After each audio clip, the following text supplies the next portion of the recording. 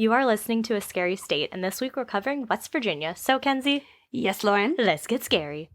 I almost called you Caitlin. Thank you.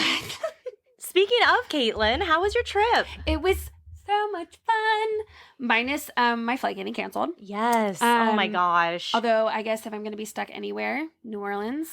Yeah, I don't think many people Not a would bad be place. mad about that. Yeah. But it was a great time. Great being with family. Love my grandparents' house. You know, we had bomb food. Oh my god. Jambalaya, shrimp creole.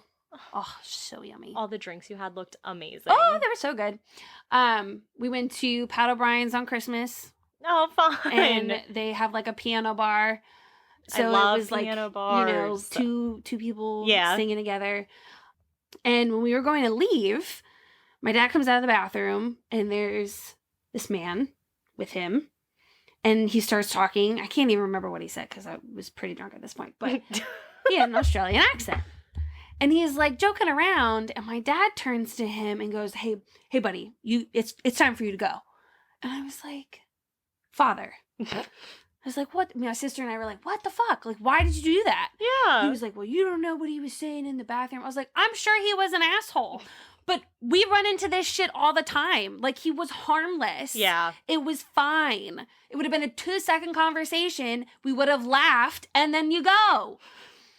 So then this waitress comes over and was like, oh, someone would like to buy you a drink. And so my sister and I were like, see? He's not an asshole. Aww. So we walked over there.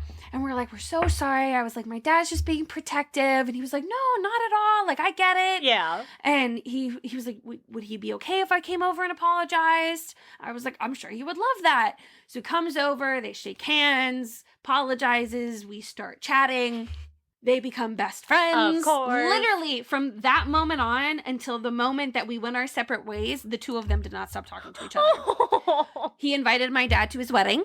Naturally, yes. Showed my sister and I, we were like, Caitlin was like, Wait, so, stop begging. Oh, sorry. My sister was like, you know, do they really have those like big spiders and things? He's like, oh yeah. He's like, you know, it's all, you just, you know, toss them outside. So he shows us this video and it's one of those big ass spiders. And his mom is just, boop, like trying to scoop it off the wall like we would with the spiders here, although we wouldn't. But I wouldn't do that with the spiders here. But like, you know, with a normal size spider. Ugh. And I was like, why would he was So like, was it like probably bigger than her hand? it was probably about the same size. Ugh. Yeah. And I was like, why would you do that? And they were like, they're harmless. Well, they can bite you, but I was like, what? So we Common house spiders here can bite you too. Doesn't mean I'm going to push them into a box. So we start walking down the street. Sister and I are nice and drunk. And we pass these other two gentlemen, younger. This guy was like 35. And start talking to them. Lo and behold, are you from Australia? And they're like, yeah, we're from Sydney. I'm like, we got another one. Oh my gosh. So, because when you sent me the Snapchat, I was like, oh, 3 Australian men all together. That's cute. nope. Funny. Yes. And I was like, we're just collecting them as we go. Come with us. If you hear your accent, join. Yes, right. Exactly. And so then they started talking really fast and saying weird things. And I was like, I don't understand what you're saying. They have a whole different language over there. I guess so. As we learned with some of the things we've researched. Well, and so we were walking and I forget how the conversation came up, but my sister was like, she was like, I bet Australia doesn't even have serial killers. And I'm like, oh, yes, they do.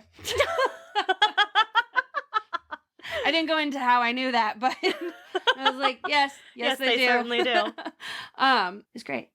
Went to the House of Death. Oh, So I wrote. how was that? I wrote everything down. So I wasn't allowed to take pictures, which makes sense. Yes. Given some of the things in there, but they were really, really nice. And so he gave me a little pad and paper. So oh, how sweet. I wrote a bunch of things down so I didn't forget. That is very sweet. Yeah. So some of the things that I saw were obviously an abundance of serial killers. Yes, naturally. I called them serial killer baseball cards. Oh. Because you had some that were like bigger and had like a larger display. Okay. Because they had more artifacts from them. Yeah. And then you would have like these smaller ones kind of in between. Mm-hmm. And I saw H.H. Holmes. Oh, yes. I was trying to look for any others. Any ones that you like recognize? Yes. And some of the ones that were like bigger, I didn't know them. Oh. There was one, let's see, I wrote it down. ASMR with paper rustling. Yes, sorry. Oh, here we go. Okay. Jeremy Bryan Jones. Do you know who that is? No. I didn't either. And I didn't write down what he was. I mean, he obviously killed people. Apparently, if he was in the serial killer section. Right. But they had his artwork. Oh my God. How terrifying was that? First of all, it's kind of scary how actually good of artists these people are. Real quick, Jeremy Bryan Jones is a serial killer, a rapist. He killed women between the ages of 16 and 44 by shooting and stabbing. He was located in Kansas, Alabama, Georgia, and Louisiana, sentenced to death in Alabama. Thank you, murderpedia.org. Thank you. Yes. But, like, so I was looking at some of the art, and I wrote it down because I wanted to describe it. But there was one where it was, like, this woman, and she, like, had a knife, but she also had, like, a penis in her mouth, and she was, like, cutting it with the knife. Like, this is his drawing? Yeah. Ew. Yeah. Yeah. It was wild. He has the serial killer eyes. Yes. And so there was crime photos, which I was kind of shocked to see. Like, I wasn't expecting it. But when we were looking, they had all the O.J. Simpson stuff. Oh. And so it had, like, the glove and all that stuff. Yeah, it had the crime scene photos from that. And at first I was kind of taken aback just because I didn't expect to see that kind of thing. But then, like, as we went on, there were ones that I couldn't look at because they were too graphic. But a lot of them were just, like, you'd see a body that's laying and bloody. Mm-hmm. You know, it wasn't, like, too crazy. They had lots of letters. They had letters from, like, Marilyn Manson. They had letters from the... Marilyn Manson? Oh. I always do that. Charles Manson. My bad. They had, like, letters from him. They had letters from the guy who the Waco thing. Oh, Koresh. No. It's David something. Yeah, it's the Davidians or whatever. David something. I can't remember his name. David Koresh. Oh, okay. Yes.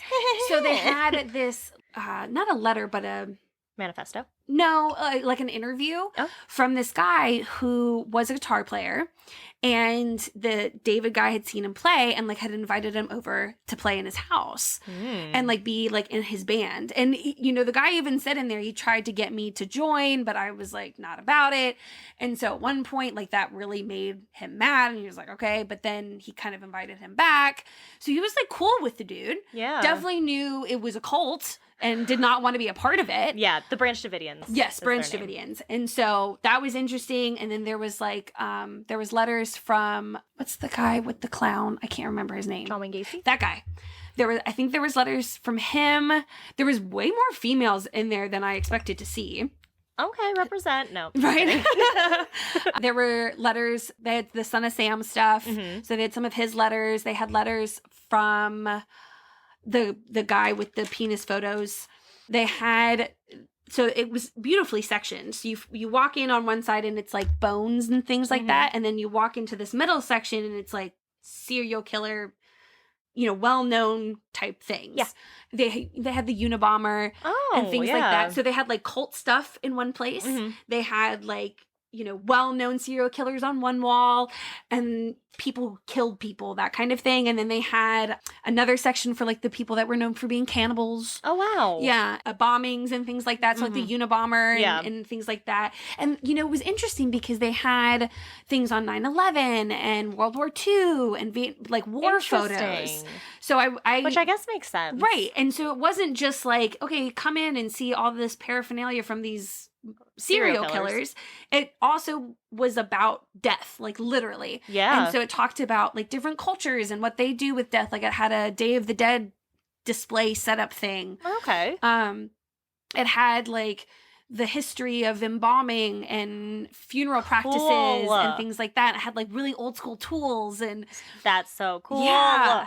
And it was, now, maybe some people would find this gross. It is not for the, you know, weak stomach. Faint of heart. Right, yes. Faint of heart. Because there was one display where it talked about how up until, like, the 1970s, they would put graphic crime scene photos into the newspaper. And so it was showing the different types of photos that'd be in there. And there was one that was a little icky. And it was like he had been slashed and his intestines were coming out. And I was like, that's too much. Can't do that. But I don't know how this one wasn't too much. It was actually kind of cool. Once you get kind of past the shock of like what you're seeing. Yeah. There was I guess, transition of how they removed this guy's brain. I don't know if it was for an autopsy or embalming or whatever it was. Wild. Yeah, but it was like, and so you saw it was like peeled. This thing was peeled, but it was very interesting. Oh my gosh. It was very, very interesting. Yeah, I guess they would take it out in a different way. They even had the Challenger information. Oh, like the space shuttle? Yeah. Oh.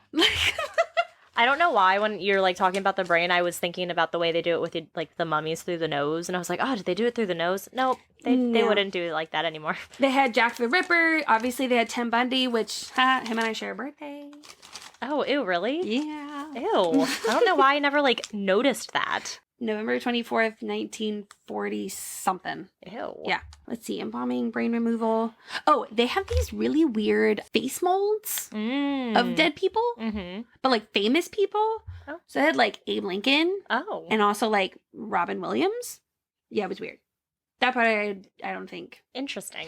They also had stuff from like prisons. So they had like prison shanks. They had pictures of people who are on death row and like their last... Like if they had a final statement, their last meal. Oh, so fascinating. Things like that. With the cannibals, they had, the typical ones, Ed Gein, Dahmer. But what was weird, again, is with those letters. And when you're reading these letters, like he had like a thank you card that he had sent to somebody. Who? Gein or Dahmer? Dahmer. Yeah. And I was like, it was just like, oh, thanks, Carol, or whatever the hell her name was, for reaching out. And I love, like totally. They can have such this, like, different life that you just don't know about. Like, BTK, he had, he like... was there, too. Oh, yeah, of course.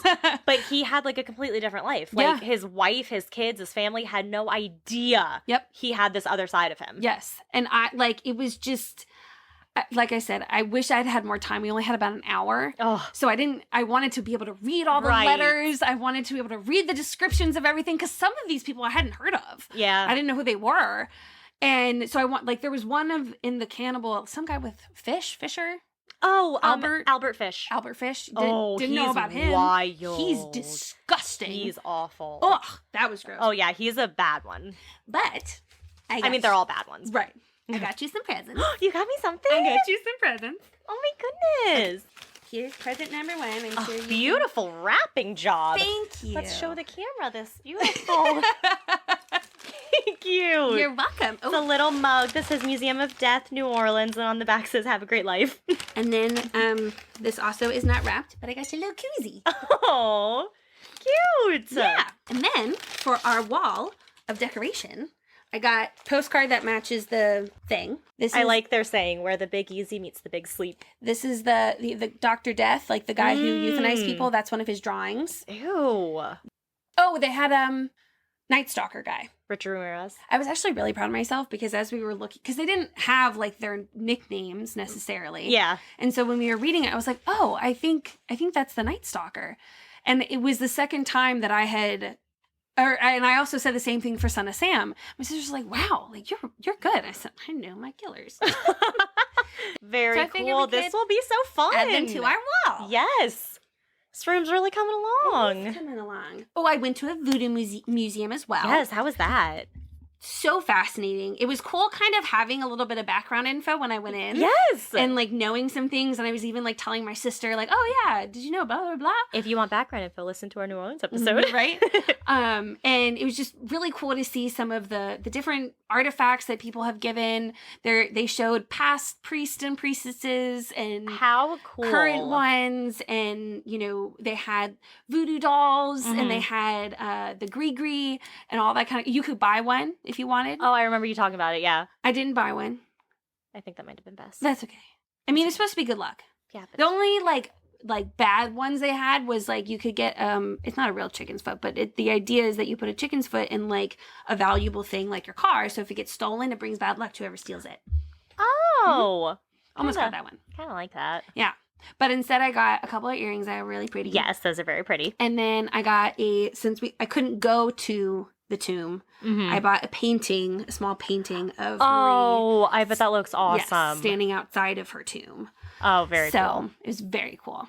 Oh my gosh, I'm so jealous. That sounds like you had such a great trip. It was wonderful, and I will take you and be a tour guide. Yes, I would love that. So how was your holiday? It was great. We hosted. Yes. So how was that? It went great. What'd you guys have for dinner? We had ham. Oh, we did ham too. I feel like ham's like the Christmassy thing. I think and then I made some appetizers, which were really fun in the air fryer because I love the air fryer. I know. Yeah, it was really good. Christmas went really well. Mom got me 2 games, Chameleon, and then the expansion pack of Cards Against Humanity. Chameleon's like this card game. We're going to have to play. It's very, very fun. Okay. But we played Cards Against Humanity with my grandma, my dad, my mom, my brother, Joe, and me. How did that go? Oh my God, it was so funny. Like, Mom wouldn't want to read something, so she would read and start laughing, and then Grandma would laugh, and she would put down some cards, and you would look at her like, Grandma. It was so fun. And then with the chameleon game, the point is you might get a card that says you have to be the chameleon. So you have to try to describe something without knowing what you're describing, pretty much. Okay. So everyone else knows what they're describing. So they'll all say like a word that relates to what they're trying to describe. Okay. And the chameleon has to try to blend in and say a word that they think relates to the other words that are being said. Oh, okay. Is it like the one of those Jack in the Box? Yes. Yes. Yep. Okay, yeah. So Mom's not good at lying. And so we would switch who would go first. So you would randomly maybe be the chameleon and be the first person who has to like say a word. Yeah. So she would just kind of look at it and she'd get this look on her face and you're like, are you the chameleon? And then she would start laughing. So she wasn't very Donna. good. But yeah, it was very, very fun. That's awesome. Yeah. Well, and I guess when this comes out, Happy New Year. Yeah, Happy New Year. We're in 2023. God. Well, before break, I was saying to my kids, I'm like, all right, guys, see you next year. They're like, what? Is the school year over? And I was like, no, because when we come back, it'll be 2023. And I was like, forget it. Just have a great break. You'll understand in 2 years. Like, it'll be fine. Went way over their heads. It was cute, though. It was fun. But yeah, so it was a good holiday. Hopefully we have good New Year's. Joe and I still don't know what we're doing for New Year's. I'm in 3 days. Turning around. I get 24 hours at home. And I get to go back to a cabin in the woods. So sorry if I'm a little raspy today. But before we get started, I wanted to give a shout out to my new friends that I made. Oh, my phone's over there. Great. So I can't read it. But as we were walking back, this girl stopped me and my sister, and she's like, I'm 28. You guys must be around that age. Are you guys older or younger? And we're like, oh, we're 28 too. She's like, what? No way. Bubbly, wonderful, friendly person. We knew that she wanted us to donate, which I was like, at that point. What was the thing? It's care. And so what they do is she started off with a lovely little spiel about how many millions of children have died of hunger in the United States. And so what they do is they bring relief to disaster areas and things like that. Nice. Like not just sending a care package, but actually going there and bringing supplies. And oh, how cute. You know, she pretty much put it that with how things are right now, it's about every 6 seconds a child dies from hunger in the U.S. Like, it's not like in a third world country or anything. Like, it's the United States. And so they're looking, obviously, to make those numbers go way down. And they also provide counseling to moms who have lost a child. So to kind of help them move forward and things like that. So, but it was so much fun. That's and she hysterical. was so sweet. And the girls that she was working with were also lovely. And so after I kind of like had signed up and I was like, well, my best friend and I have a podcast. Like, I'd love to like share your guys' message, you know, like, do you have a card? And the email that they sent me has all the information, but my phone's over there. Yeah. So hi to my girls. Hopefully they're listening. Very cool. That was fun. Oh, I'm glad you had such a good time. I did. It was lovely. Can't wait to go with you next time. Yes, we will find a time. All right, so we've talked plenty. So do we want to jump into West Virginia? We will jump right on in. This will be fun because... Oh, yeah, because it was the holidays, we had a really interesting go about doing our notes. Right. And I was not home. Right. Your flight was delayed. Canceled. 2 days. Yeah. Yeah. Delayed by 2 days. Yeah. So I got a lot, but then some of it's written down on some papers. We'll make it work. Stay with us. All right, West Virginia. So West Virginia was almost named Kanawha after the Native American tribe in the area. There was a nuclear fallout shelter located underneath the Greenbrier Resort. It opened in 1961 and was used by congressmen and women and support staff should there be a nuclear attack. Glad that they because they're more important than us, Kenzie. Without us, they wouldn't be there. Anyway. Tell them that. It's now open for the public. Frank Buckles served in World War I and was a resident of Charleston. In 2011, he was the last surviving veteran of that war. He passed away in 2011 at the age of 110. Dang. And when he was younger, he had to lie about his age in order to enlist in the Army. I think I remember hearing about him. Yeah, he had to say he was older than he was. Wasn't he like 17 or something? I think he was even younger. Maybe 16? I don't know, but he had to say he was older. Yeah. Which is how he was able to be so old, you know? The first Mother's Day celebration took place on May 10th in Grafton. I'm doing really well with this reading so far. I know, look at you. And you probably just jinxed yourself. Yeah, probably. In 1984... There you go. In 1984, George Ann Wells became the first woman to dunk a ball during a college basketball game. Hell yeah. Yeah.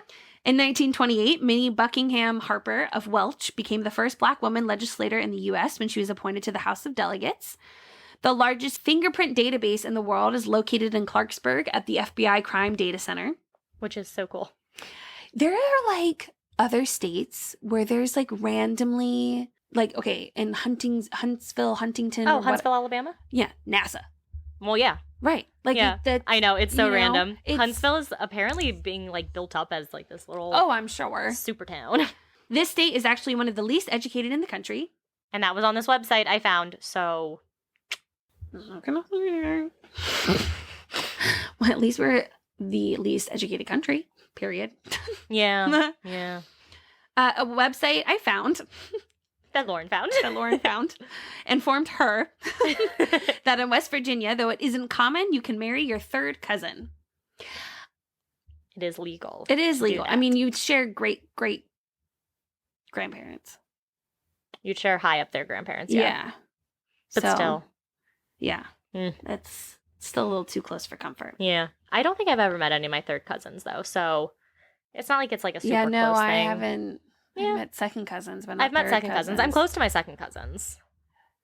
Then your children and their children will be third cousins. Yep. So there we go. There you go. The Lilly family holds a family reunion every year in Mercer County. What's special about that is that it's the largest family reunion in the U.S. with at least 10,000 guests. Yeah.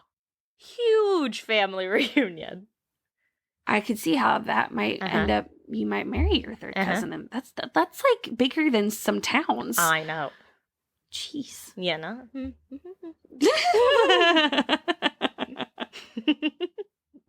In the Paleozoic era. Sounded like Ross from Friends. Wow. I'm wearing my Friends socks. They don't look like they're from Friends socks, but they're from my packet of Friends socks. Nice. Yeah, I got them for Christmas. I'm wearing a death sweatshirt. Yeah, we're quite different here. Yeah, a little bit. It's going to be my new favorite sweatshirt. I am very sure of it. Which was 542 million years ago. And West Virginia was completely underwater. Which we actually teach our kids because when we talk about like fossils, we show them that they have found in the Appalachian Mountains. Oh, yeah. Fossils of like shells and things like that. That's so cool. So... The first broadcast murder trial took place in 1931 on radio station WHIS in West Virginia. Whose murder? I don't know. Oh. But it was the first broadcasted murder. Archie of the Afterlife is a archive. Oh, thank you. Archie of the Afterlife. Okay, am I missing one letter? The V? Okay. I'm just saying. Yeah, a little bit. Just changes the word completely. You know, I'm just really proud of myself for how well this has been going. I know. I am too. Archive of the Afterlife is a museum of the paranormal in Cameron. Exhibits include explanations of the embalming and funeral procedures and hunted artifacts, among many other paranormal things. That's cool. Yeah, kind of like the Museum of Death. Yeah. Brandy Gap Tunnel is in Salem, which was created underneath a cemetery back in the 1700s. No, thank you. Charles Manson lived in West Virginia as a child. Or Marilyn Manson. We don't know which one. You're never going to let me live that down. A creature known as Bat Boy was born in Hellhole Cave in Pendleton County. Creature known as Pat Boy. So not a real person, just a creature. I don't know. They believe it's like a real person. Interesting. Yeah.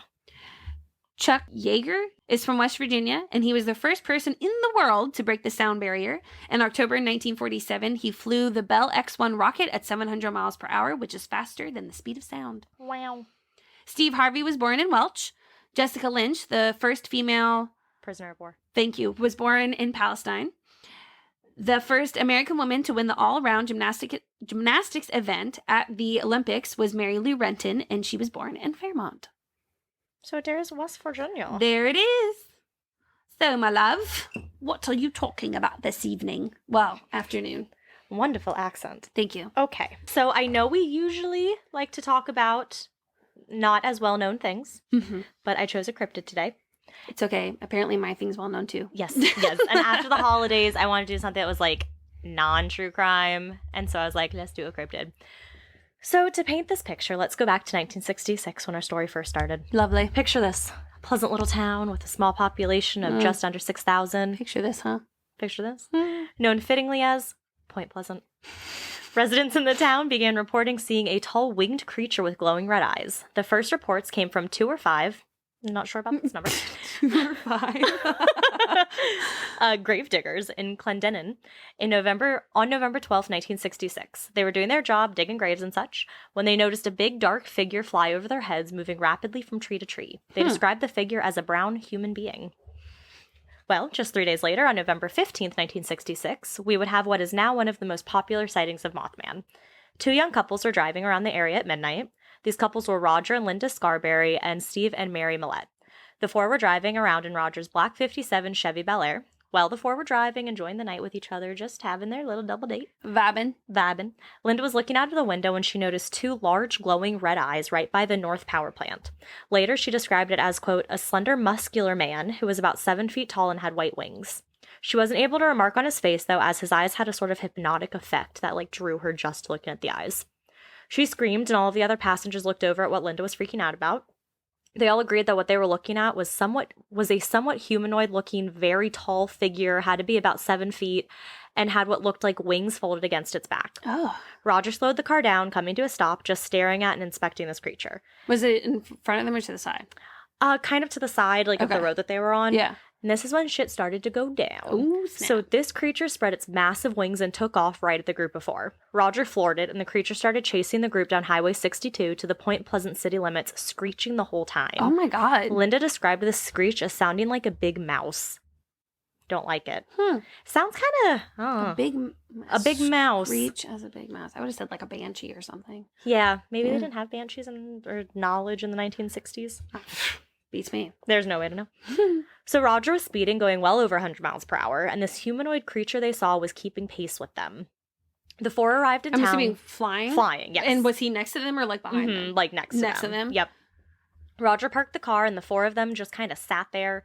Nope. So the 4 arrived in town to realize the creature was no longer following them. Where'd they park the cars? I know. I skipped a little bit ahead. So, skipped a line. So, they're finally in the town limits. Got it. He finally parks the car. And the 4 of them just kind of sit there, not really knowing what to make of this whole situation they had found themselves in. They decided that they must have just seen a huge bird. And they all decided that because it was just a big bird, they should face their fears, their irrational fears, go back to the TNT plant, which is where they saw this thing, and prove that it wasn't anything, there was nothing there to fear. So they turned around and started to head back down Highway 66 again, back towards the TNT plant. Well, they didn't get too far down the highway when they noticed the creature, waiting for them on the side of the road. Oh my God. And that is when the 4 truly realized that this thing was not a bird. The moment the vehicle's headlights hit the creature, it spread its wings and shot up into the air with tremendous speed, disappearing over the treetops, like straight up into the air. Yeah. Freaked out, the group sped away back to town and immediately went to the Mason County Courthouse. They met with Sheriff George Johnson and Deputy Miller Halstead and told the 2 what had happened. Just 2 hours later, the city police went to where the TNT plant was, searched the area, but found absolutely nothing. The story spread, and just the next day, a press conference was held, and the story was being printed in all the local newspapers. Oh, wow. Which caused, of course, a snowball effect of people coming forward with their own stories and experiences of the creature. Oh, I'm sure. The Point Pleasant Register released an issue on November 16th with an article that brought this strange experience to light with a wild headline that read, quote, "Couple sees man-sized bird, ... creature, ... something." That morning, the morning that all of this news and newspapers were released, Linda Scarberry was rushed to the hospital after experiencing a nervous breakdown. Her husband, Roger, stated, quote, "I'm a hard guy to scare, but last night I was for getting out of there." So even he did not want to be there. Apparently, the next morning, the couples all returned to the area, so either before or after Linda's hospital stint, not really sure, they found some odd-shaped footprints that resembled, quote, 2 horseshoes put together, which I don't like that. They clearly had no idea what this thing that they had seen was, but we know now that this thing was the famous or infamous Mothman. Ooh. This name came from a news story that reported on this the next day. The name was due in part to the recently televised and successful Batman TV series. So, Mothman is a bipedal winged humanoid. Some say he looks more like a huge owl as opposed to an actual moth. He is black but seems to vary from black, gray, even brown. He measures in at about 7 feet tall and has a wingspan that stretches somewhere between 10 to 15 feet. Damn. Yup. Mothman, has been recorded for being able to fly over 100 miles per hour because he was able to keep up with the couple's car. Shit. Some reports say that he is humanoid with red eyes, but there are other reports that describe him as having no head and having 2 eyes on his chest instead. And those who have taken a look into his glowing red eyes describe a sense of pure evil coming from them.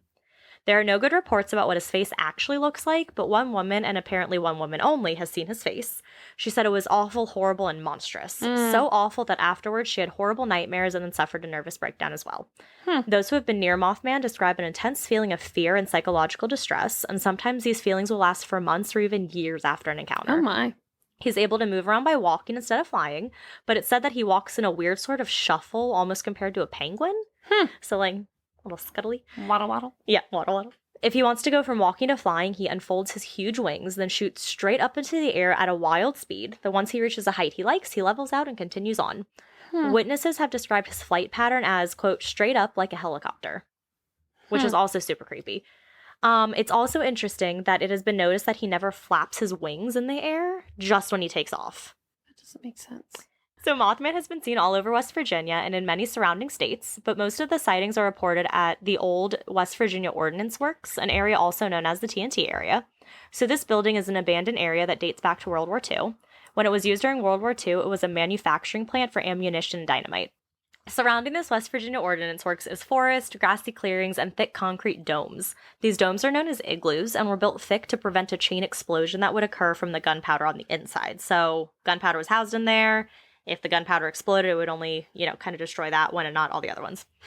This area also has many tunnels, some that have collapsed and others that have been sealed off for one reason or another, or they've been flooded with water, so creepy tunnels. A little mishap occurred in 1979 when fishermen who would fish in the water surrounding the TNT area reported that some of the leftover chemicals from the plant had seeped into the pond, which then had to be labeled as an environmental disaster. Oh, no. And just 4 years later, by 1983, the area was among the most polluted sites in the country. Damn. Good. So, over the next 13 months, there would be over 100 additional sightings of Mothman. Some of these witnesses even claim that the Men in Black, yes, the Men in Black, spoke to them about not speaking about the creature they had witnessed. Mary Hyre... Oh, whoa, wait. What? Pause. You don't mean in the movie. You mean that these people said... They spoke to Men in Black. That they spoke. Did you think that, Will Smith came to talk to them? No. I thought you were making a reference to the movie. I thought Mothman...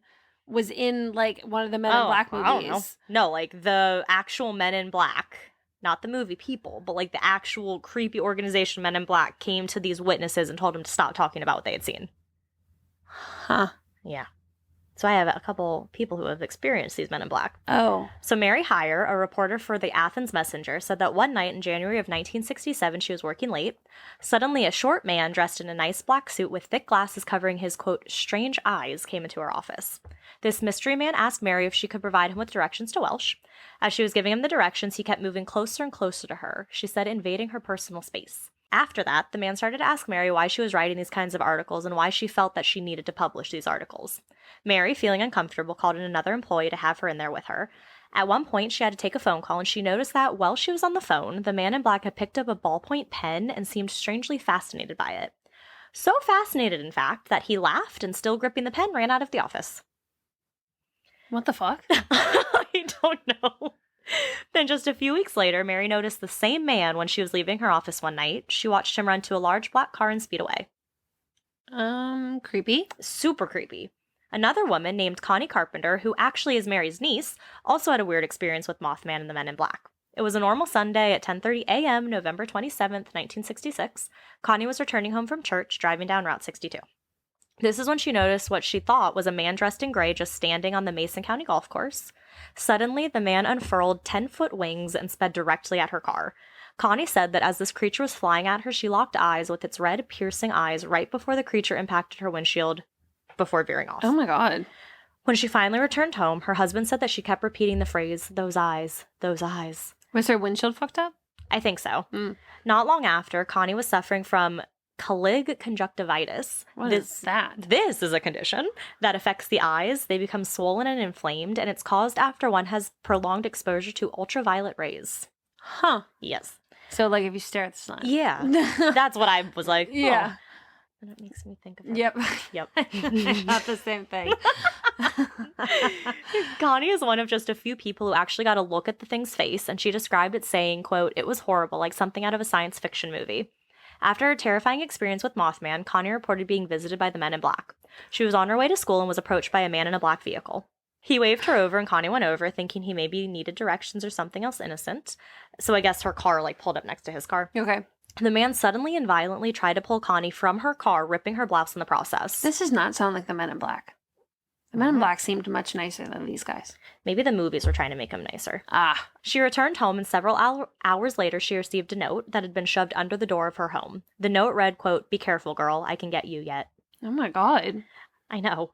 Many sightings go the same way. 2 red eyes, wings that have a 10-foot wingspan, man-like, stocky legs. 2 volunteer firefighters said that they saw a very large bird with large red eyes. Newell Partridge, a resident who lives in Salem, West Virginia, said that he noticed something weird happening on his TV one night. It began acting like a generator. Not really sure what that means with a TV. Yeah. But he went outside and saw this thing in the meadow near his home in Doddridge County, just 50 miles from Point Pleasant. His dog then started freaking out. This is when Partridge shone his flashlight into the field and saw something's red reflective eyes staring back. Oh my God. His dog's hair stood up. Then he said that his dog took off into the field after the figure, but his dog never returned. Oh. I know. Sightings have slowed down a bit, but in 2016, a man from Point Pleasant said that he spotted a mysterious creature jumping from tree to tree. He said that he was unaware of the legends of Mothman until he spotted the creature himself.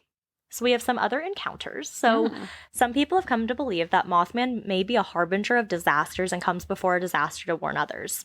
The most famous report of this was when he was reported as being seen right before December 15th, 1967, the collapse of the Silver Bridge. So it was a normal day like any other, and the bridge, built back in 1928, was packed with cars as it usually was around 5 p.m. rush hour. The bridge was a suspension bridge that hangs over the Ohio River and connects Point Pleasant to Gallipolis, Ohio. And it was made during a time when cars weighed far less than they do now. Really?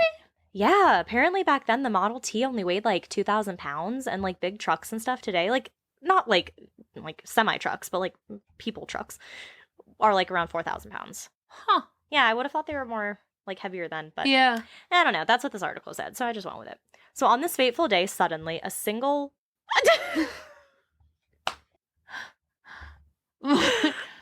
eyeball near the top of the bridge. What is it supposed to say? I don't know.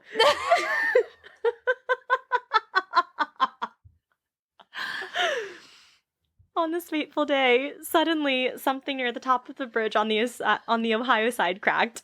The chain snapped, and this caused a horrible chain reaction where the bridge just fell to pieces. This tragedy resulted in the death of 46 people. Oh, wow. Locals reported seeing Mothman both on top of or flying over the bridge right before. It is said that shortly after Mothman was spotted over the bridge, that's when the bridge collapsed. So, of course, this incident was looked into, and it was determined that the disaster was caused due to a fracture in the suspension chain. Many have claimed to see him just before and after natural events, such as earthquakes or tsunamis. Some say in West Virginia? No, this is all over the world. Oh. Yeah. Yes, the big West Virginia tsunami. Okay. Some say he was seen in Freiburg, Germany, right before the collapse of the mine there on September 10th, 1978. People reported that a moth-like creature scared miners away right before the collapse. So he appeared to a group of miners who were on their way into the mine. His disappearance terrified the miners and hindered them from entering the mine. But very shortly after they saw this Mothman-like creature and decided not to go to work, there was a catastrophic explosion, which, had they been in the mine, would have killed them all. Oh, wow. Yes. This encounter is now known as the Freiburg Shrieker because of the shrieking noise that the Mothman made. Huh. It is also said that for months before, in 1986, a creature was haunting the halls of the nuclear plant in Chernobyl right before the meltdown. Oh. A creature was also seen flying around the area before it happened. On April 26, 1986, the same creature had been seen flying around the smoke immediately after the disaster occurred. There were other witnesses in the town of Pripyat who also saw the same creature flying around. These sightings became known as, quote, the Blackbird of Chernobyl. Ooh. He was sighted in Moscow just before the 1999 Russian apartment bombing. It is believed that he was sighted not once but twice in New York City before 9/11. One witness said that they saw a Mothman-like creature flying near the Twin Towers beforehand. Then another said that they saw a Mothman-like figure flying parallel to the second plane. These two witnesses said that after, they were both visited by the men in black, telling them to stop talking about what they saw. Huh. He was also seen before the Minnesota Bridge collapse. It was August 1st, 2007, and rush hour was well underway in Minneapolis, Minnesota, which is actually our highest, listening town. We have the most listeners from Minneapolis, so hi. Shout out to Minneapolis. Oh, yeah. So the bridge being used was the bridge on Interstate 35. It did collapse, injuring 145 people and killing 13. After the disaster, people began coming forward saying that about a month before the collapse, they saw a Mothman-like figure near the bridge. This differs from the Silver Bridge incident, though, in that people told of sightings after the bridge collapsed. There are no reported sightings before. So with the Silver Bridge, people were talking about, this creature they saw before the bridge collapsed, and then it collapsed, Yeah, But with this one, people only came forward after it collapsed, saying, oh, I saw this figure. Yeah. It was seen in 2009 before the Mexican swine flu outbreak. In 2011, he was seen just before the nuclear disaster in Fukushima, Japan, by a man named Marcus Poles. So Marcus claims he saw a Mothman-like creature around the power plant before the earthquake and subsequent disaster. He said that he saw the creature perched atop one of the buildings. It then stood, unfurled its wings, and circled the plant multiple times. He also stated that he saw those red eyes and experienced an intense sense of dread. So, intense, he said that after seeing this, he immediately left the area. So what are some explanations? Bubba! Mr. Bubba's. You were in a playful mood, huh? Lay down, Bubba's. Okay, or sit right there. Okay, as long as we're sitting. Please continue. All right, so what are some explanations? So 2 other cryptids fall within the Mothman spectrum. Thunderbirds and Owlman. Thunderbirds are those big birds from, Native American culture. Oh, okay. Briefly mentioned them. An Owlman, so it's just literally a man who looks like an owl. Mm-hmm. But he was mainly spotted in Cornwall, England in 1976, so a little over the pond. The sheriff who took the report from the 2 couples, George Johnson, believes that this Mothman was just a large heron. Dr. Robert... A heron? Wait a minute. Some of these get a little bit more ridiculous. You could have pulled out anything that would have made sense. A heron? Mm-hmm. Okay, sorry. A skinny heron. Keep going. Dr. Robert L. Smith, a wildlife biologist from WVU, thinks that Mothman was just a sandhill crane. These cranes can stand as tall as humans and have bright red flesh around their eyes. Many people believe that Mothman is just a large owl. This theory first came about from a skeptic named Joe Nickel. Have we talked about him before? Because his name sounds really familiar. Girl, Nickel. I barely remember what I did yesterday. So with owls' shining eyes and large silhouettes, they may resemble a headless man. So this could be one of the ones with the no head and the eyes in the chest. But this is actually one of the main theories that I've heard that people believe for Mothman. Mm-hmm. Shawnee lore mentions 2 creatures that may resemble Mothman as well. The Masigwa and the Wapi. I did not look into them because we might cover them one other day. Okay. Some think that Mothman is an angel, a demon, or a product of a blood curse. So Chief Cornstalk was a chief in the areas long, long ago in the 1700s. Mm-hmm. It is said that he cursed the land after he and his son were murdered in the area. This curse birthed Mothman. That's a really hard sentence to say. I was going to say. Some believe that Mothman is either an alien, a supernatural manifestation, or just an unknown species of animal. But every year, since 2002, the town of Point Pleasant holds the Mothman Festival on the 3rd weekend in September in the downtown area. Downtown also houses the Mothman statue and Mothman Museum. The statue stands at 12 feet tall, and the museum holds newspaper clippings, exhibits, and even offers a tour of the TNT area. The festival features vendors, live music, guest speakers, pancake eating contests, food, and events for all. Love it. The festival draws in an average of 10 to 12,000 guests a year. Wow, it's like that family reunion. Yeah. The whole family reunion makes up the whole population. That's what they do. We should go. We should go. Because I want to go so badly. I would do that. I've been hearing about it for years, and I want to go so badly. So Mothman has appeared in the book The Mothman Prophecies, written by John A. Keel, and is also in a movie by the same name. Keel noted in his book...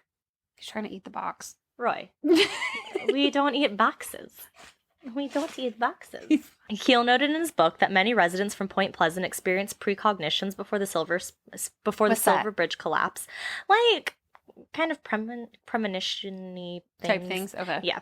There were UFO sightings, the Men in Black visited, and more unexplained phenomena. He has been featured in many movies and TV shows and video games. So, Mackenzie, what do you think Mothman is? I think he's a giant man who looks like a moth. I think so, too. I think he is what he is. We're going to believe in the cryptid of Mothman. Yes, we are. There's so many Mothman things, too. Like, if you go online and type in Mothman, you'll find things everywhere. And there's, like, this big joke that, like, people will say, like, Mothman is my boyfriend, and, like, all this weird, wild stuff with Mothman. So. I just found it really funny when you're like, you've probably heard it before. I'm like, nope. Yeah.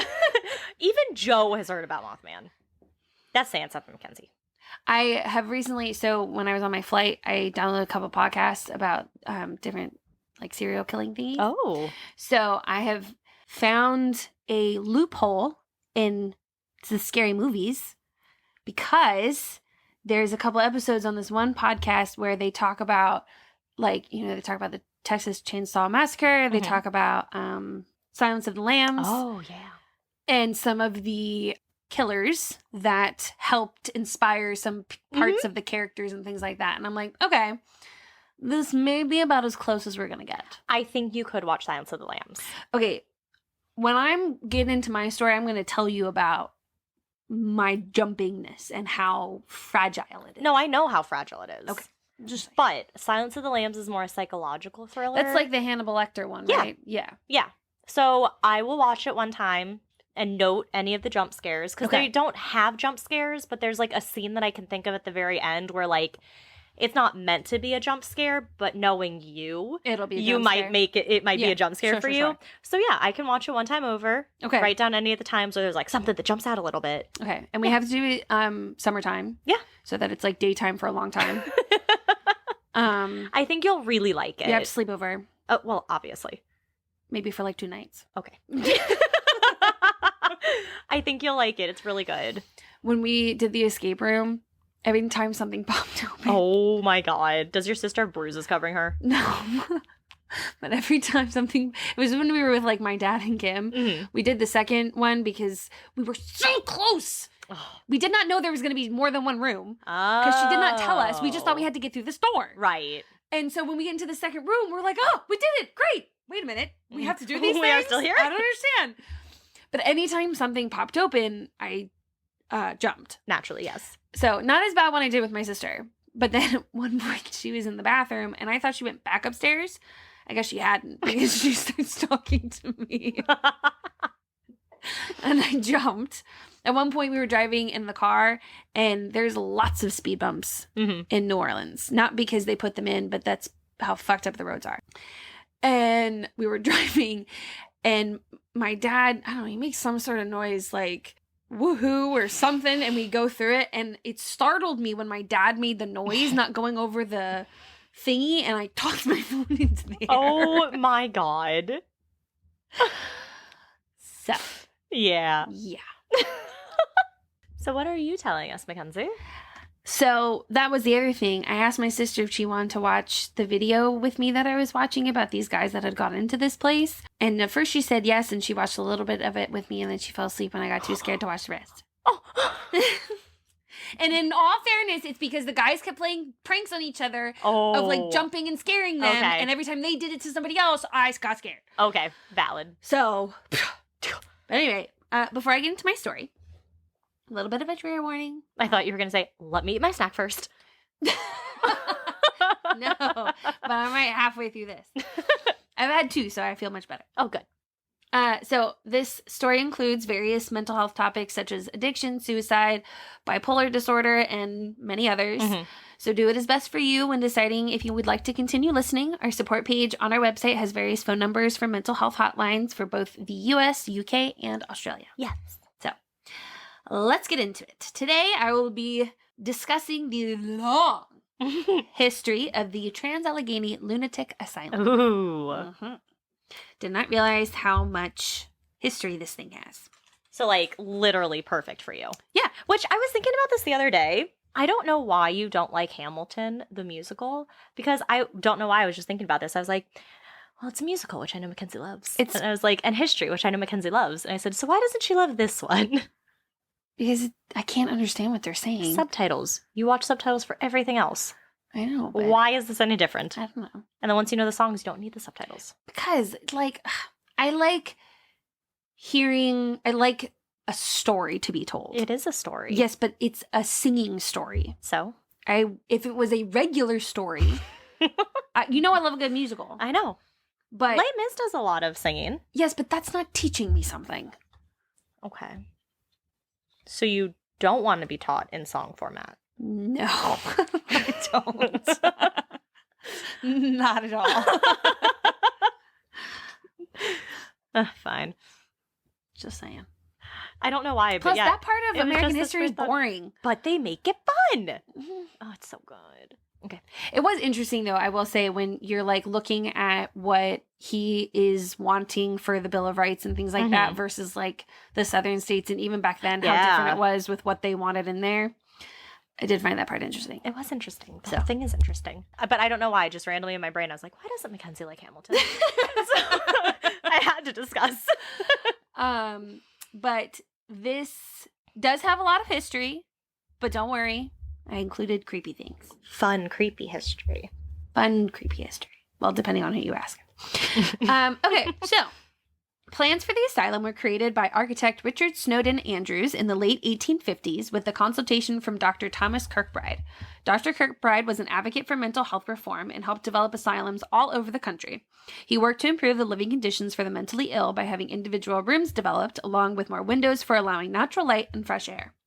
Dorothea Dix started the movement to reform healthcare for patients in general. Like, she's like known as being the person to start everything. Oh. Because previously, mentally ill patients were housed along with criminals in prisons, and they would be tied up and naked. Oh. Yeah. Because that's when totally fine there to do was to a human. A reason, I forget what the reason was, but she went to visit these places and was like, absolutely not. Right. So she is like responsible for starting this reform of mental health and understanding it. You know, obviously there was still a long way to go by the time she came around, but it kind of started at this point, and with this other guy of like, okay, we need to make it, like, they wanted to do good for them. They wanted to do good by them. Okay. We can appreciate that. It may not have all gone as well. Yeah. But from what I've read, it is all coming from a place of wanting to make it better. Okay.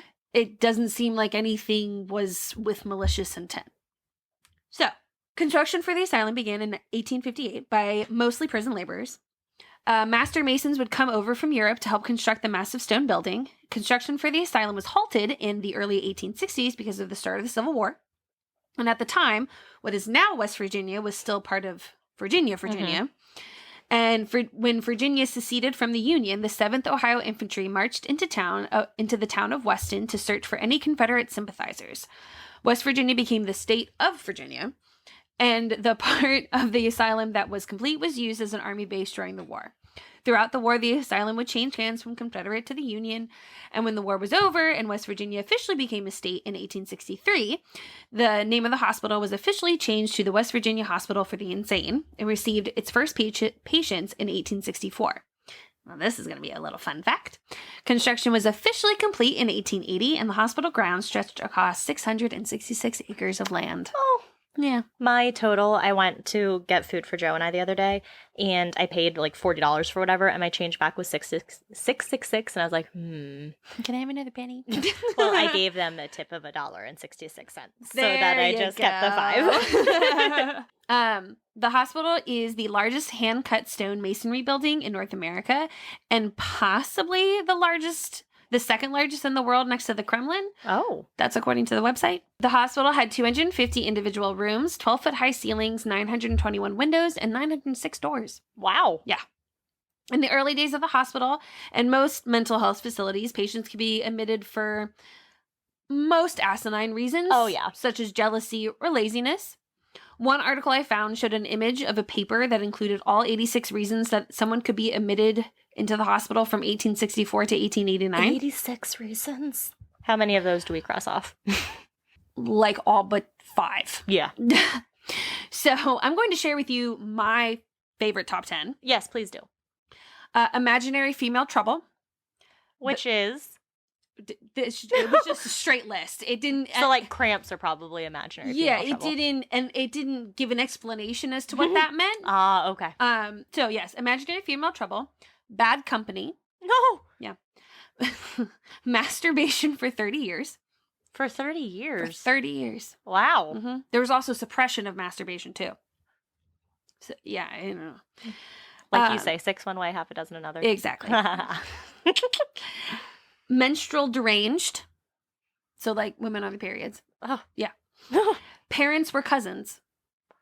Because it's your fault. Yeah. Bad whiskey. Asthma. Female disease. What's that? I don't know. The disease of being a female. Uh-huh. Women trouble. And my all-time favorite, exposure and quackery. Huh. The first one says getting kicked in the head by a horse. Oh, which I'm like, God. Okay, I guess depending on the repercussions of that, I could maybe understand. But I'm like, what if you're fine and get kicked in the head by a horse? Does that mean? Right. Yeah. Yeah. A lot of these are geared towards women. There was egotism, grief, greediness. So literally anything. Yeah. Epilepsy. Before they knew what it was. Yeah. I mean, that's terrifying if you don't know what that is. If your husband deserted you. Oh. Mm-hmm. Because again, it's your fault, yes. Mm-hmm. Mm-hmm. Suspicion of killing husband. And I said, okay, that one's maybe fair. I can get by that one. So I'm just kidding. It was very interesting. I'll show you the list. We should post that, yeah. It is quite amusing. Wow. But anyway, in a 1907 employee handbook, attendants were to be up by 5:45 a.m. and were to start by waking patients and bringing them to the cafeteria for breakfast. Once patients were finished eating, the attendants counted the silverware to ensure that they were all there before patients were allowed to leave. Right, yeah. I mean, that makes sense. Right. Throughout the day, attendants were expected to control patients, provide entertainment and amusement, bathe and clean them, and of course, feed them. Mm-hmm. They could only use violence in a case of self-defense. And then they would go to bed by 10, but could stay out until 11:30 if they had special permission. Okay. The hospital was very self-sufficient. It was designed so patients and employees could grow food, perform maintenance tasks, and even had sewing machines to repair clothes and other linens. See, I think that's great. Yes. That's very, like, a good thing. They, like, one of the things that the guy who kind of helped construct this was to have their minds be... Like stimulated? Yes, mm-hmm. Stimulated. Thank you. And so I'll get into it like a little bit later with some of the other things that they do, but they use the patients to help with that. It's not just like an outside help. Mm-hmm. Okay, good, good. Yes. So while some patients were cured of their ailments, most ended up as permanent residents because they had no family to return home to. And by the late 1920s, there were 3 physicians for 1,300 patients. Wow. Reminder, it was built with 250 individual rooms. Yeah, because I was thinking, like, there's no way they're going to stick it at, like, stay at 250. No, not when you can be admitted for literally coughing. Yeah. So... conditions in the hospital were becoming bleak. Beds were breaking and some patients were sleeping on cots. Some of the furniture and curtains had been hung up to brighten some of the older parts of the hospital. On October 3rd, what day is it? Oh. It was October 3rd. On October 3rd, yes. It was. It's October 3rd. I saw a TikTok today and it was like when your husband was in Mean Girls and you're on vacation so you have to stop all the time. And it was Aaron Samuels' husband. Oh, yeah. He was just like, I'm just by myself. Vibing. But on October 3rd, 1935, a fire was set by an 18-year-old male patient on the 4th floor. In order to get the patients out of the wards, with little panic, attendees rang the dinner bell instead of the fire alarm. Patients began to make their way out of the area with the fire into safety. One patient was stuck on the 4th floor and was blocked in by the fire, and the only way out was through the window. But the windows all had bars on them to prevent patients from jumping out. 2 firemen had climbed up a 55-foot ladder to rescue the patient, and the patient was able to bend 2 metal bars in order to squeeze out of the window to safety. Yeah. That's that adrenaline strength. Right? So thankfully, no patients or employees were harmed or died in the fire, but 6 of the wards were destroyed, causing over 300 patients to be moved elsewhere. And you said no one died? No one died. Oh, good. Everyone was fine. Okay. The hospital played a huge role in community events. Families would picnic on the front lawn, and the local high school team... the local high school team. The local high school football team used the front lawn for their own games. A couple of the patients took advantage of the games to make a quick buck. One patient was reported to have gotten a large 2-wheeled cart and filled it with ice. Then he would go down to the local grocery store to get sodas for 5 cents a can, and then he would sell them at the games for 25 cents a piece. I mean, genius. Right? And because there was no bleachers, spectators would have to stand along the sidelines, which caused this patient to be on the field in order to sell his drinks. Oh. And when officials would try to get him off the field, he would reply with, quote, "You can't run me off this field. I live here and this is my front yard." Another patient named Jimmy sold candy on the sidelines during the game. Maybe the same person, not sure. And one day, one of the spectators noticed that Jimmy had some red marks on his face. And when they asked him how he got them, he told them he had tried to take another patient's food and that patient stabbed him with a fork. Cash. Yes. So, as I began to research this asylum, looking for spooky stories and such, I came across this PhD dissertation about the history of the asylum and what life was like for patients and employees. Because as of now, it sounds great. Yes. Yes, it sounds like a wonderful place that's very community-oriented and loves the patient. It don't stay that way. Yeah, no, it never does. No. It never does. So the author had interviewed a variety of employees, such as a nurse, security guard, doctor, housekeeper, and others. So I'm going to share some of the history of the asylum to kind of paint a picture and give this story its spookiness.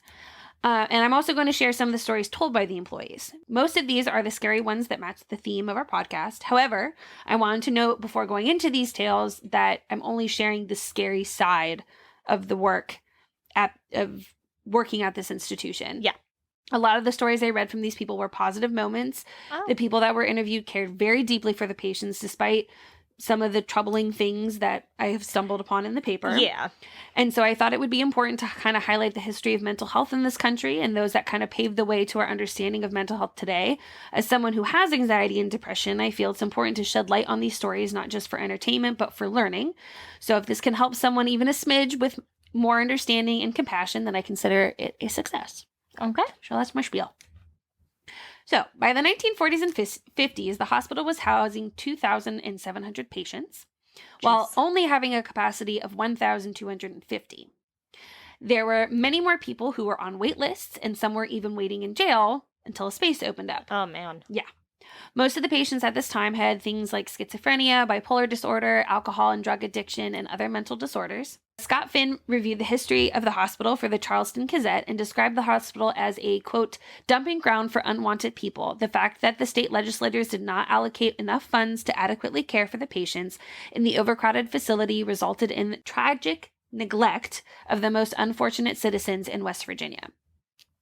There was a very high turnover rate among the employees because of the pay being very low and the difficult working conditions. Makes sense. By the 1950s, the hospital had established a psychology department. So keep in mind that it had been open for about 100 years at this point. And just now, this is... Okay. And what year are we in at this point? 1950s. Yeah. Great year for mental health. Yeah. Yes.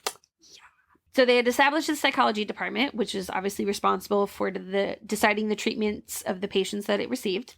At the time, physicians were obviously still learning about how to treat mental health and used a variety of treatments that they believed would help their patients. These treatments included things like hypotherapy, which would be a patient would be submerged in water like up to their head. And in the paper I read with these different there was different practices that they did with hydrotherapy, but they would sometimes leave the patients in there for hours, even days. Oh. Yeah, is bad. So I'm sure many of you are familiar with the practice of electroshock therapy and lobotomies. Lobotomies were performed on patients to relieve them of depression, anxiety, delusions, panic states, or suicidal thoughts. Mania, Anything. They would sever the connection of the frontal lobe, which usually left patients in a, quote, zombie-like state. God, that's so scary. Yeah. And the people that were interviewed, even said, they would see patients before and after. Yeah. And see how different they were. The last lobotomy performed on record for the hospital was in 1951. Electroshock was used to dim patients' brain function in order to, quote, calm them. These results, of course, did not last, so some patients received up to 3 treatments a day. Dang. Yeah. Some of the patients had suffered bone fractures and would describe the pain as if, quote, a bomb was being dropped on them. Ooh. These treatments continued into the 1960s for the hospital. By 1953, the hospital was ranked towards the bottom of a list from the Department of Health among all states and D.C. And many of the physicians employed at the hospital were very underqualified. They had received their education from an institution outside of the U.S., so they were not technically licensed to practice medicine in the U.S. and couldn't open their own practice. As they never seemed to be. Right. But they were permitted to work in state hospitals. Now... Good loopholes. Right. All seems fine, but, you know, as I was reading through it, one of the big things they talked about was, like, language barriers was a big issue. Oh, yeah. And so it wasn't necessarily that these doctors couldn't provide adequate care just because they didn't get taught in the United States. Right. It's just they couldn't communicate it. Right. Yeah. So at one point, the ratio of patients to physicians was 1 to 67. Still not great. A nurse told of a time that a physician had lost his license because of a drug problem, but was permitted to work at the hospital as a physician. Good. Yeah. Good. Yeah. So an article written by Mrs. Charles Hoag of St. Albans, West Virginia, in January of 1949 described the hospital as, quote, sprawling over a quiet expanse of well-tended lawns, which conceals behind it imposing facades, the worst and the best of West Virginia's care for the mentally ill. More than 1,800 men and women were jammed into long, dreary dormitories doubled up on tiny rooms intended for one, many existing in miserable, decrepitated quarters which would never pass minimum inspection standards for domestic animals. She went on to describe the living conditions as, quote, splintered, urine-soaked floors, not enough tables and chairs, large rooms lighted by a single bare light bulb, little if any heat emanating from cord pipes, and more. One old wizened crone of a patient summed up the condition with the unsolicited comment that it, quote, looks like a hog pen. It smelled even worse. Mrs. Hoag's article was brought to the attention of the state legislators, which led to more funding being directed to improving the life here and other institutions in the state. So while things did improve, there are still a lot of work that needed to go. In the 1950s and 60s, 48,000 sheets were washed in a month. Meals were prepared for 2,500 patients about 3 times a day. 700 loaves of bread were baked each day. By the late 60s, the hospital was severely overcrowded and understaffed. There would be upwards of 50 patients in one ward. Sometimes there would be only 2 aides for 65 patients. Jeez. In 1968, there was only 1 registered nurse in the entire facility, which meant that aides had to perform the same duties as a nurse. And while the reasons for the patients to be admitted had become a bit more practical compared to when it first opened, many still reported people that didn't need to be there. Employees would report having, quote, normal conversations with some of the patients and was confused as to why they were even there. Well, a lot of it was just like husbands dropping off their wives who would talk back to them. So women were still being committed for menstrual outbursts. Some women were being sterilized so they couldn't have children. There's American Horror Story covers, like, they have Asylum is their season 2, and it's like about this one lady. She's a reporter and she goes into a mental asylum to like kind of do a report on the inside, and she's a lesbian, so they kind of find that out, so that's like her mental illness because she's a lesbian. And so, but it's a really, really good season. I forget which place we were at, but my sister was like, you should watch the American Horror Story season with Coven, because it has Marie Laveau. It's so good. I was like, no. It's so good. And when we walked into the zombie museum, I forget what I saw, but I was like, oh, that's in. She's like, American Horror Story? And I was like, no, I haven't seen that. Like, I don't know. Maybe. You would like that season 2. You'd like them. No, I wouldn't. There's no jump out. It doesn't matter. I've seen the itty bitty part that I've seen, and that's all I need to see. Oh, it's so good. It creeps me the fuck out. Oh, it's so creepy. Right. But like in a good way, in a fun way. Any hooser. There were some children who would grow up in this hospital, and because they couldn't go home or had no home to go to, that's where they stayed. That's just awful. Right. Albert Dutch, he wrote a book in 1948 called The Shame of the States.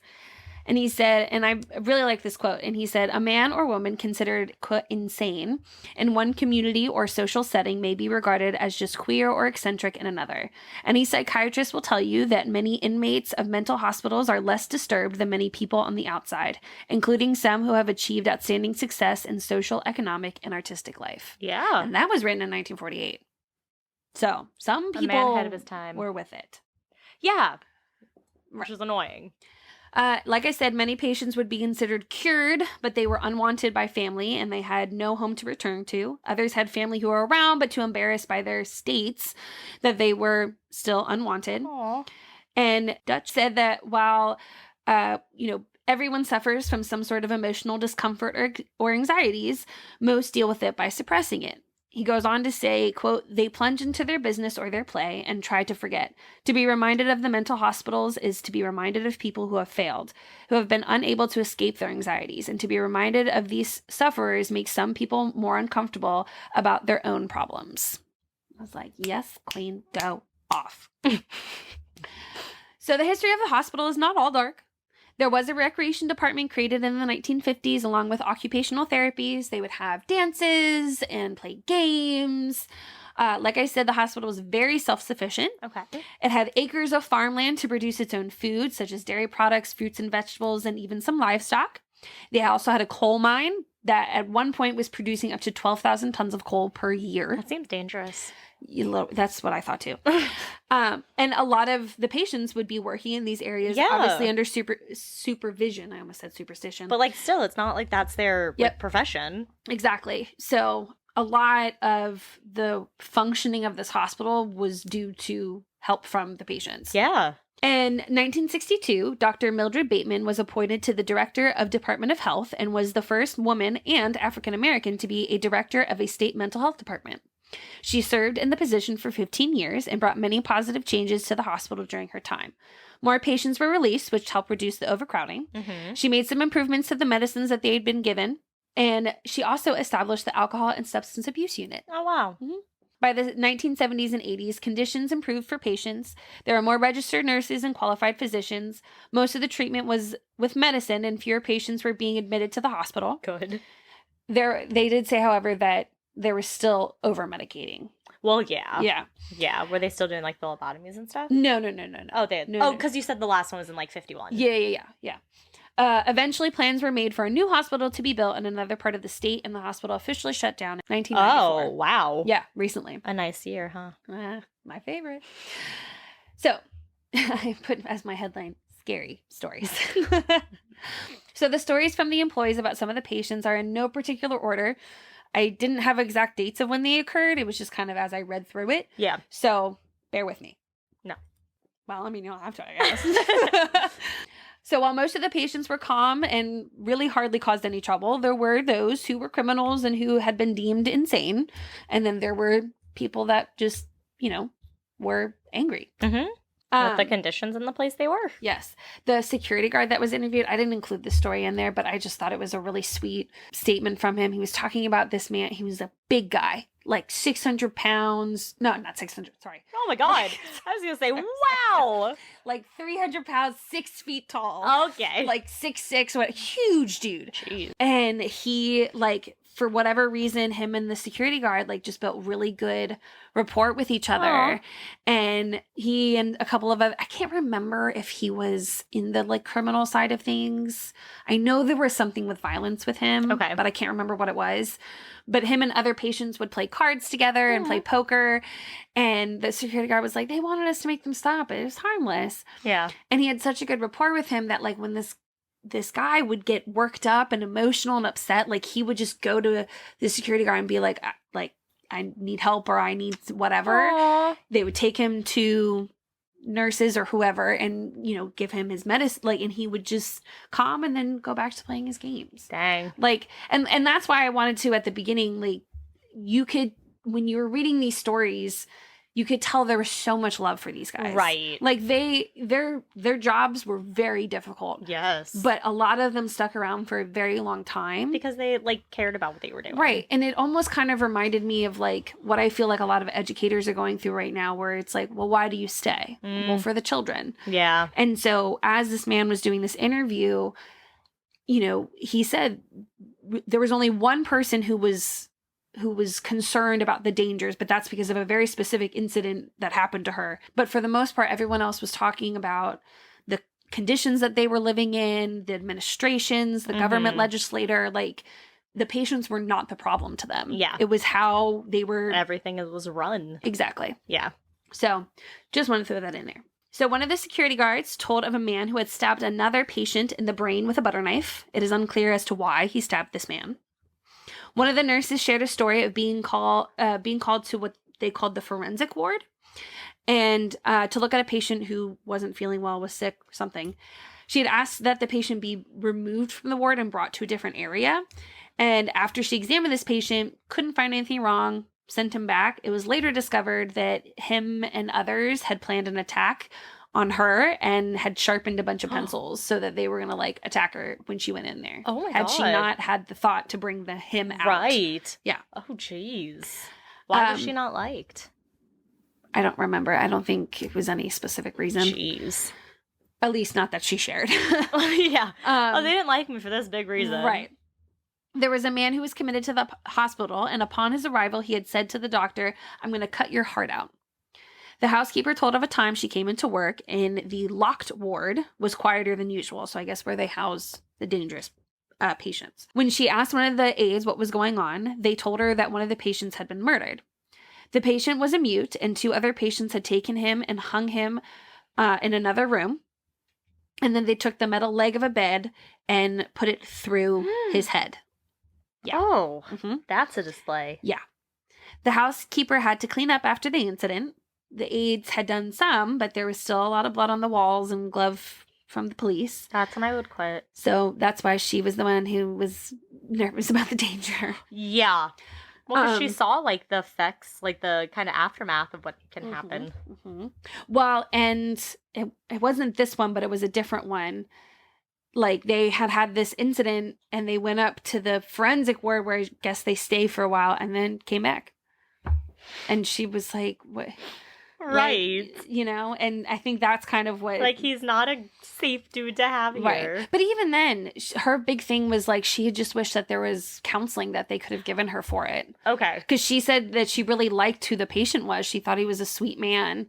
And so she was pretty traumatized by it. Well, yeah. And so she had just kind of wished that there was... some services. Yeah, exactly. So, like I said, 2 patients were moved to another area for a few years, but were later returned back to that same ward. Another patient was smothered, and they suspected that one of those men was responsible.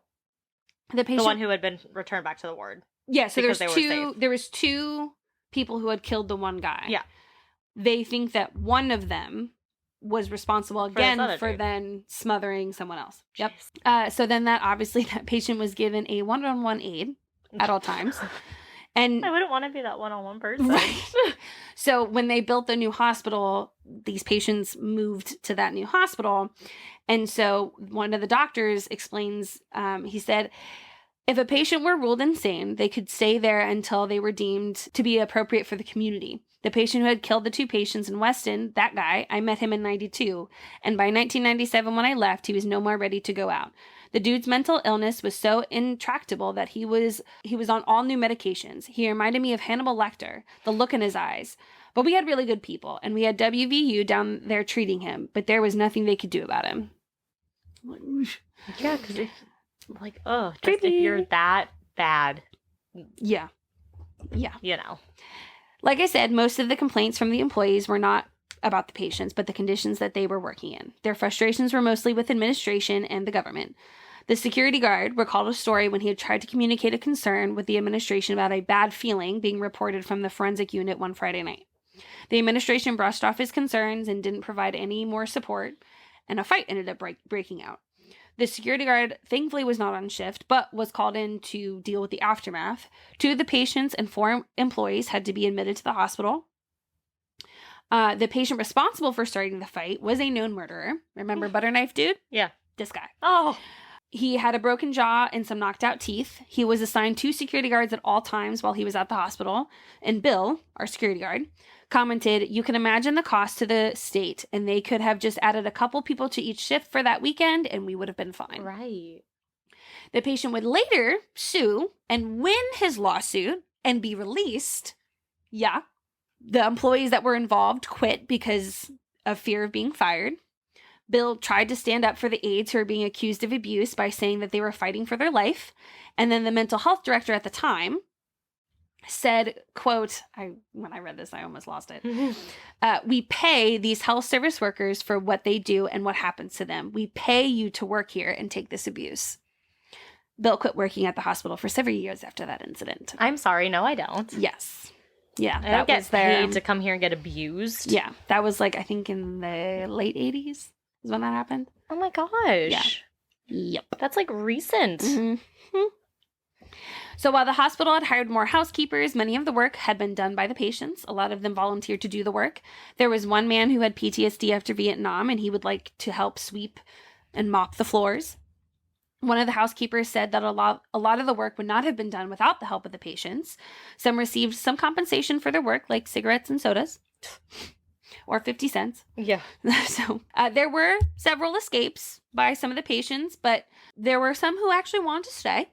One of the employees interviewed shares a story of a man who was brought back into his community or his home and then came back to the hospital, and he beat the people that dropped him off.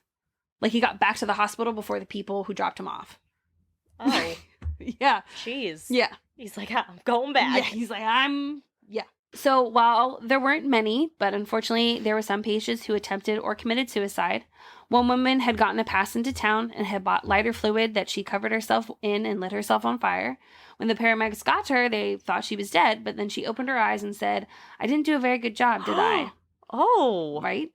Unfortunately, she did die later, a few days later, from her injuries. Oh. The doctor did share a story about the last suicide that had been committed in the hospital.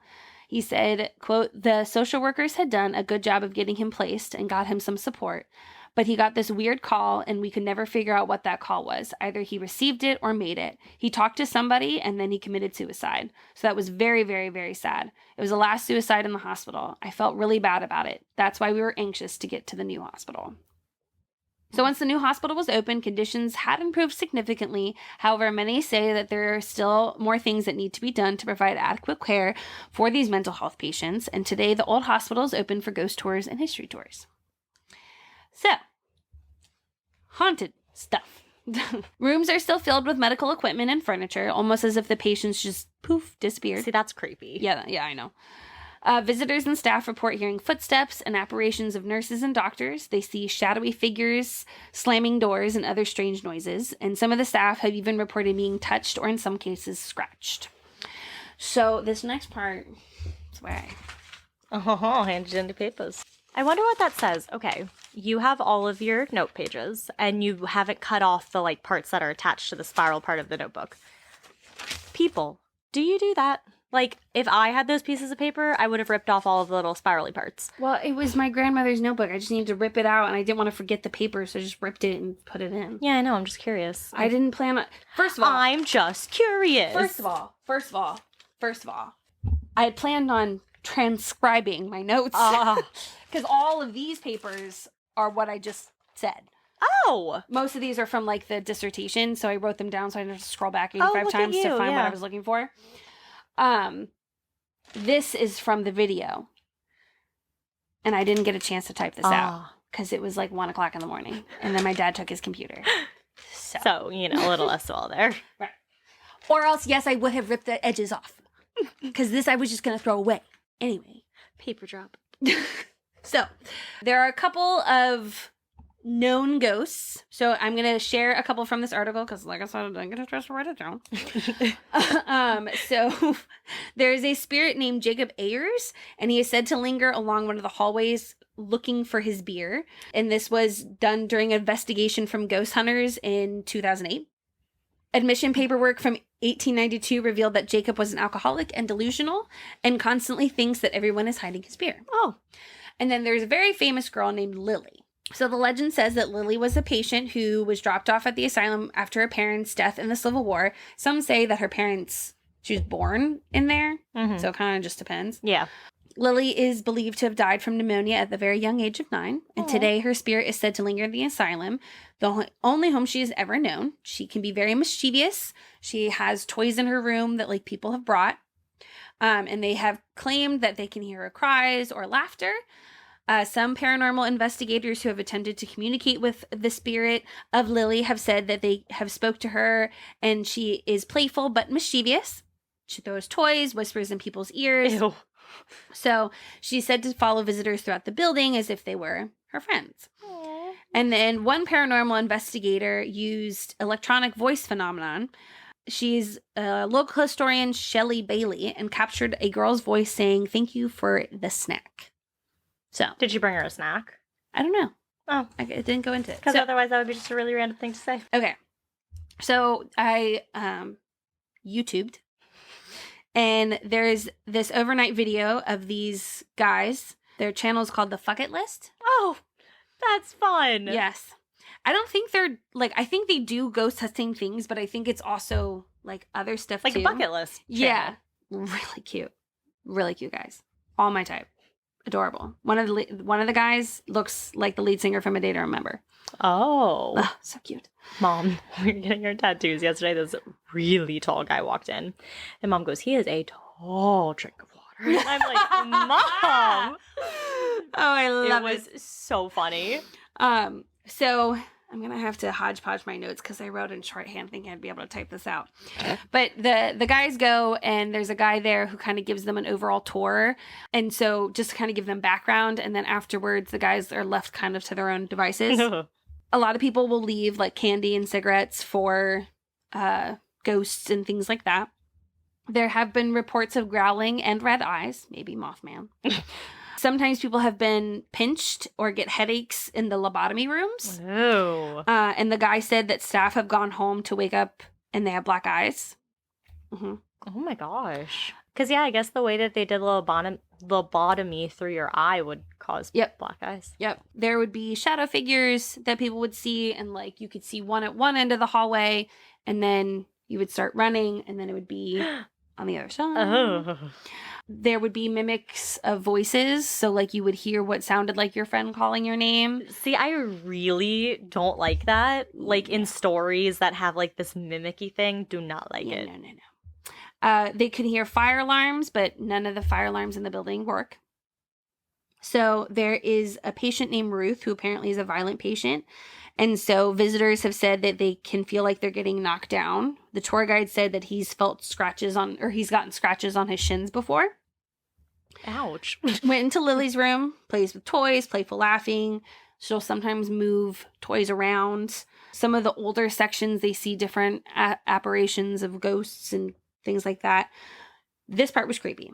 I like smacked my sister. I was like, look! So they were going through and they we're talking about a nurse's station.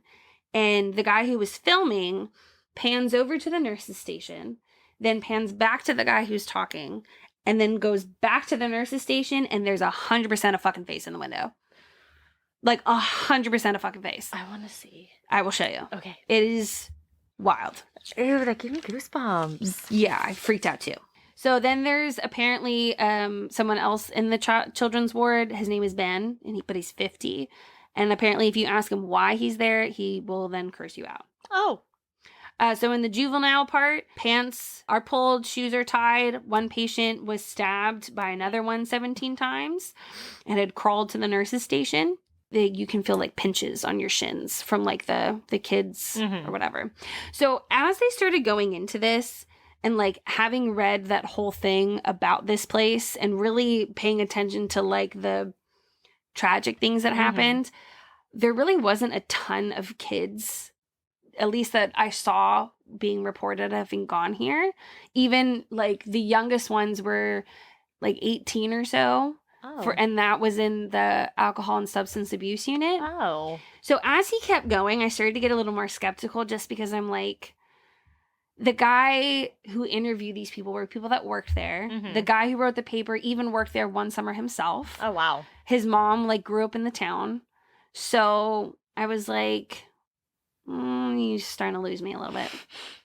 So he starts telling that story about the mute who had been hung.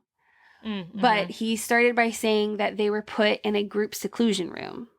That wasn't a thing. Right. If seclusion was seclusion. They were not going to be put in a group. There's no group seclusion. Right.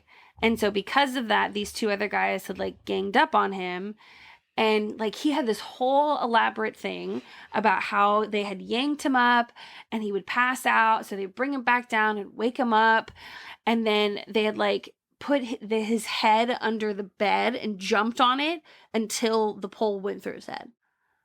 They said his name is Dean. It's not Dean. It's Dan. So we're getting an E. I'm just saying. No, I get it. I don't know who the two other people were because I never named them in the article, but the patient's name was Dan. Okay. And it was in the 1970s, and I forget what year he said, but it was not the right year. Yeah, it makes you wonder if he, like, you know, heard the story, the one that you heard, and then was like, ooh, let's add little things to make it, like, a little bit more intense. Yeah. There was another website that was talking about, like, other murders, and it was like, but I couldn't find those.